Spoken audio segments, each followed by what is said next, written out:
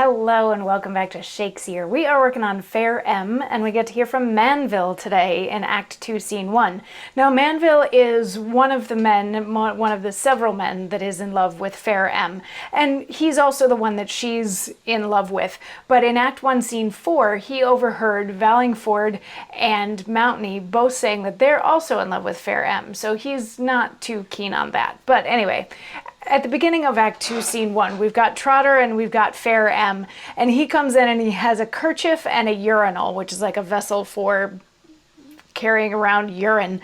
And she's like, "Where have you been?" And he's like, "What do you think?" And he's like, I think he's trying to say I've been to the apothecary, but he pronounces it wrong. It's spelled wrong. So again, a little bit of a hint, like we had a couple scenes ago, that he might have some sort of speech impediment, or he's prone to malapropisms, that kind of a thing. And she's like, well, so he's like, I've been to the pharmacy, I've been to the apothecary because I'm sick. And she's like, oh, if you're sick, I'll do whatever I can to make you better. And he says, okay, then give me your hand. And she's like, why? And he's like, because giving me a hand will make me feel better. So she gives him her hand, and he's like, okay, now let's go get married. And she's like, what? No, wait, I didn't mean that way. And he's like, oh, but that is what you meant. And she's like, no, we're not going to be getting married. At which point Manville enters, and Trotter's like, is it like, can I trust to leave the two of you by yourselves? And M's like, just get out of here. And Manville is all like, oh, I'm so, like, I've heard these things. I thought that you and I had a thing going on, but now I don't believe it, and now I don't trust you anymore. And she's like, what are you talking about? I'm as faithful as I've ever been. And he says, impudent and shameless in thy ill, that with thy cunning and defraudful tongue seeks to delude the honest meaning mind. Was never heard in Manchester before of truer love than hath been betwixt twain. And for my part, how I have hazarded displeasure of my father and my friends, thyself can witness. Yet notwithstanding this, two gentlemen attending on Duke William, Mountney, and Vallingford, as I heard them named, oft times resort to see and to be seen, walking the street fast by thy father's door, whose glancing eyes up to the windows cast, gives testies of their master's amorous heart. This, is noted and too much talked on. Some see it without mistrust of ill. Others there are that, scorning, grin thereat, and saith, there goes the miller's daughter's wooers. Me, whom chiefly and most of all it doth concern to spend my time in grief, and vex my soul to think my love should be rewarded thus, and for thy sake abhor all womankind.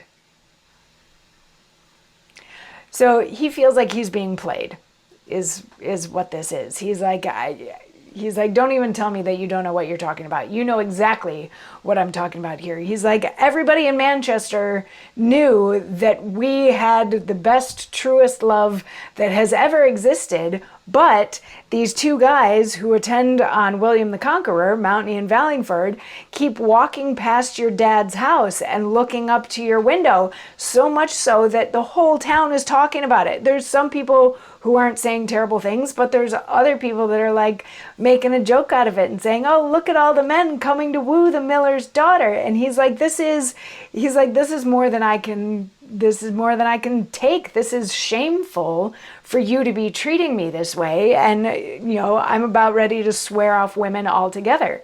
And she's like, wait, she's like, hang on. I'm not allowed, I can't look at another man without it being taken out of context and misinterpreted. And he's like, maybe, but you also talk to them. And she's like, so I'm not allowed to speak to another man without having my chastity, my virtue questioned. And he's like, it's enough.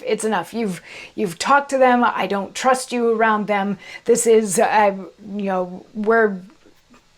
we're done. I need to be done with this. And he storms out in a rage, and she's like, what on earth just happened there? What is this all about? And then Mountney comes in, and she's like, oh, great. Here's one of the guys right now. And he comes over, and he starts trying to like spout poetry at her and stuff like that. And she's like, I'm going home. I want nothing to do with you. I'm going home.